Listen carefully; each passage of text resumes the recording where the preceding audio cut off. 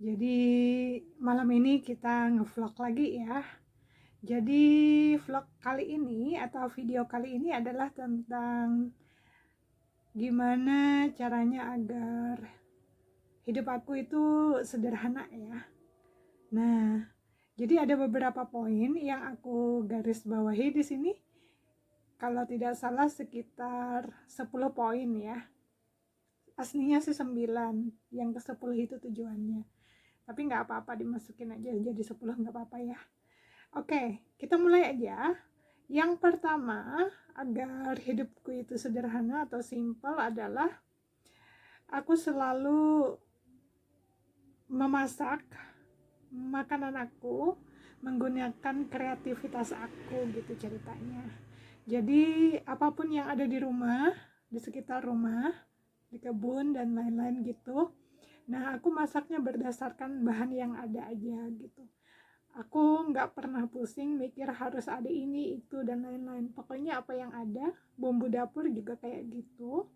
Apa yang ada aja itu yang aku pakai gitu ya. Jadi nggak pusing-pusing gitu. Terus yang kedua itu adalah aku cuci baju dengan tangan aku. Jadi aku nggak pakai mesin cuci. Aku terbiasa memakai sabun colek, terus udah dikucek-kucek dengan tanganku, terus kasih air, terus sampai bersih, dibilas, lalu aku jemur. Nah, jemurnya langsung di bawah terik matahari. Kalau nggak kayak gitu ya tergantung bahannya juga sih ya. Kadang di tempat yang teduh juga kalau bahannya halus dan sangat delicate gitu, jangan langsung kena sinar matahari, nggak bagus. Tergantung bahannya. Tapi yang jelas aku pakai tangan kalau nyuci karena aku lebih nyaman, dan juga aku bisa mastiin kalau cucianku itu bersih dibanding pakai mesin cuci. Kalau pakai mesin cuci tuh kadang nggak kelihatan gitu, pernah dulu kan, jadi masih ada stain atau nodanya gitu, ujung-ujungnya tetap aja pakai tangan. Nah, itu yang kedua. Terus yang ketiga adalah aku kalau mandi nggak pakai shower, aku lebih suka pakai gayung kalau mandi. Kenapa? Karena kalau pakai gayung itu aku lebih bisa melihat seberapa banyak aku pakai air. Terus yang kedua, ya aku tidak boros jadinya kan. Nah, terus waktu di UK juga aku mandi pakai gayung daripada pakai shower. Kalaunya mereka pakai boiler kan, biasanya boiler itu dipanasin dulu 1 jam baru nanti mereka mandi gitu pakai air hangat. Kalau aku enggak, kalau perlu pakai air hangat aku ngerebus air pakai teko listrik, terus aku masukin ke dalam bak kecil gitu. Nah, abis itu aku masukin air yang dingin itu, mandilah aku. Jadi selalu hemat gitu. Terus yang keempat adalah aku selalu memilih bahan baju itu yang tidak mudah lecek. Jadi nggak perlu pakai disetrika, hemat listrik juga kan ya. Nah, itu yang keempat. Yang kelima adalah aku menanam bahan makananku sendiri. Jadi seperti sayur-sayur dari kebun gitu ya. Ceritanya seperti itu. Jadi lebih hemat juga, lebih sehat karena aku nggak pakai pestisida kan. Nah, alami aja, natural dan organik tentu saja. Jadi itu lebih menyehatkan. Dan setiap kali aku mau masak baru aku petik. Jadi nutrisinya, vitaminnya itu semua masih lengkap, masih segar kan. Terus yang ke-6, aku itu lebih suka hobi yang bisa menghasilkan uang. Jadi misalnya aku hobi bikin kue gitu. Nah, udah, kalau bikin kue kan kuenya bisa dijual gitu. Terus kalau aku suka bikin sesuatu gitu, masakan, itu juga bisa dijual. Jadi aku suka hobi-hobi aku itu yang bisa menghasilkan uang. Jadinya di saat aku berhemat, di sisi lain juga tambahannya bonus, aku bisa ngumpulin uang juga dari hobiku itu gitu ya. Oke, itu yang ke-6. Terus yang ke-7, aku selalu memaksimalkan bahan makanan yang ada.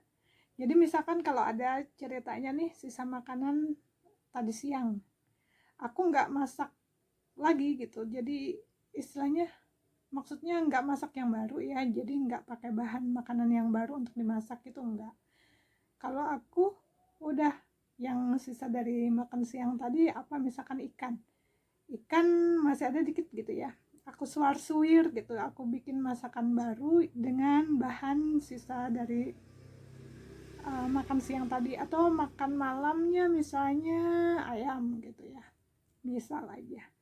Nah paginya kan ada tuh sisanya sepotong atau dua gitu ya, udah disuar-suir bikin nasi goreng gitu misalnya. Jadi aku selalu memanfaatkan dan memaksimalkan bahan makanan yang ada, bahan makanan sisa yang ada, dan bisa dimakan lagi dengan menu yang lain, menu yang baru, tapi masih tetap bahan makanannya yang sama yang sisa sebelumnya gitu, dan itu tidak mubazir jadinya. Oke, itu yang ketujuh. Yang kedelapan adalah aku berusaha tidak ada clutter ya, jadi tidak ada barang-barang, bongkahan barang di mana bersebaran, bertebaran gitu, enggak. Aku berusaha untuk itu. Nah, aku sebenarnya mau mengosongkan isi kamarku gitu. Ya paling enggak tempat tidur atau meja satu dan lemari satu gitu ya. Ya, tapi karena ini aku dengan mama aku, jadi aku menghargai beliau ya. Jadi mamaku kan masih suka simpan barang yang memang sebelumnya ada gitu ya. Kalau aku di rumahku sendiri, aku sudah menyederhanakan barang-barang itu.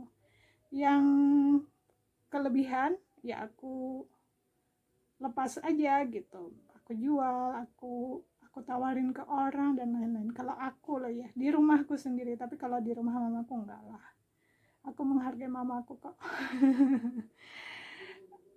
Tapi aku bilang kalau barang-barang aku penuhin boleh nggak gitu kan, punya aku loh ya, aku nanyanya punya aku aja, bukan punya beliau. Oke, itu ya. Jadi aku berusaha tidak ada clutter yang bertebaran berserakan di mana-mana gitu.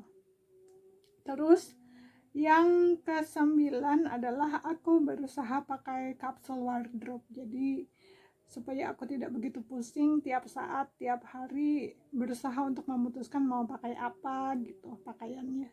Nah, aku berusaha menyederhanakan kapsul wardrobe aku. Jadi pakaian aku itu udah jelas yang itu yang bakal dipakai. Walaupun tutup mata misalnya nih, aku tinggal comot aja pakaian mana, bisa langsung aku pakai hari itu, nggak usah pikir pusing hari ini mau pakai apa, bagaimana dan lain-lain, pasangannya gimana, jilbabnya apa. Aku nggak mau pusing-pusing kayak gitu, capek aku mutusin hal-hal yang kecil kayak gitu loh.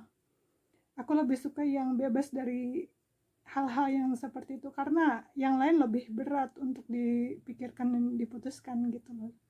Jadi kenapa untuk hal-hal yang kecil kayak gitu bikin aku tambah pusing aja ya.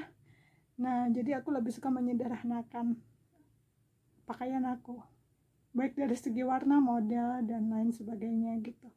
Oke, yang terakhir, nah seperti yang aku bilang nih, yang ke-10 aku masukin aja. Sebenarnya tujuannya dari ke-9 ini ya.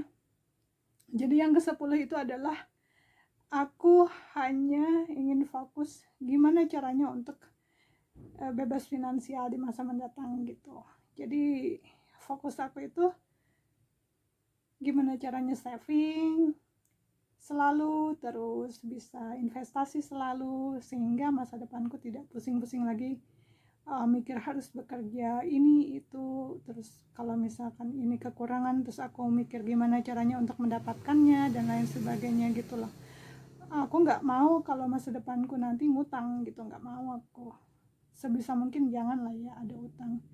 Terus masa tua kan juga kondisinya fisik tidak mendukung lagi ya, siapapun itu. Nah, aku ingin di masa tua itu udah tenang, nikmatin hidup dengan suami aku, dengan keluargaku gitu ya. Jadi benar-benar menikmati hidup ya, istilahnya tenang gitu ya.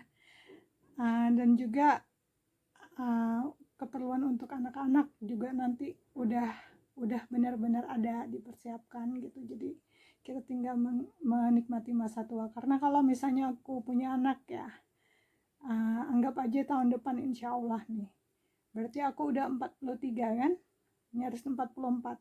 Kalau ditambah 20 tahun kan aku udah 60-an.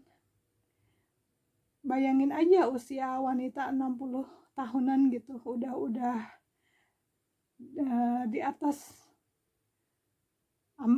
ambang batas lah istilahnya, udah tidak sekuat yang dulu lagi gitu. Nah makanya aku lebih cenderung untuk fokus ke masa depan agar bisa menikmati hidup dengan suami aku, juga dengan anak-anakku dan keluargaku gitu. Jadi biar tenang, nggak usah pusing lagi mikirin keuangan untuk mereka, untuk pendidikan dan lain-lain gitu ya. Jadi itu deh.